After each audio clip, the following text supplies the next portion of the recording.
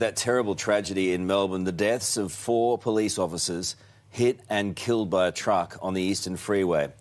We have 2 live reports for you this morning, starting with Christina Hearn at the scene. Chris, police now have the awful task of investigating what happened to their colleagues. What do we know so far?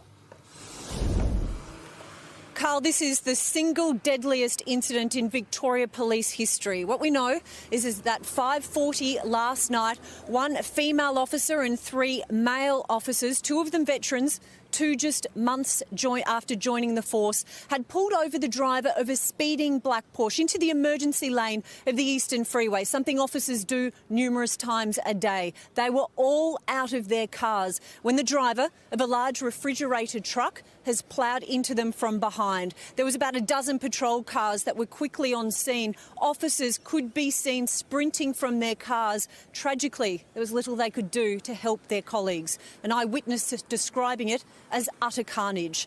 The driver of that speeding black Porsche was uninjured, and unbelievably, he fled the scene on foot. He is still on the run this morning. As for the driver of that semi-trailer, he was taken to hospital under police guard. He suffered a medical episode. It's not clear whether that was before or after the accident, but what is clear is that talking to him is key to this investigation to find out how and why this all occurred.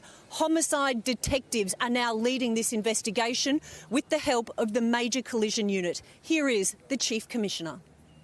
We've had 4 tragic deaths here tonight, and the officers, those officers concerned, have been the victim of a crime, and so the officers, the homicide squad, will have primacy of that.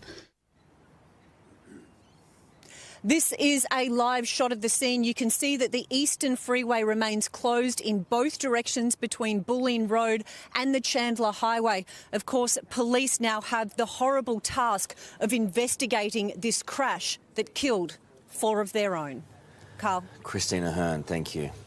Now to our reporter Isabella Stashkovsky, and as we just heard, is 4 of their own gone? We can't even begin to imagine how much the policing community is hurting this morning. Ali, it's a tragedy that has already sent shockwaves across the nation. I'm here at the police station that is closest to that crash site, and as you can see behind me, the flag here is being put at half-mast. The Police Minister, Lisa Neville, said that was something that would happen. It's just a sombre reminder of this tragedy. And over here we've got a single bouquet of flowers. There's a folded note there for those 4 fallen officers. Daniel Andrews, our Premier, has taken to Twitter. He said, though we may not yet know their names, we will always call them heroes.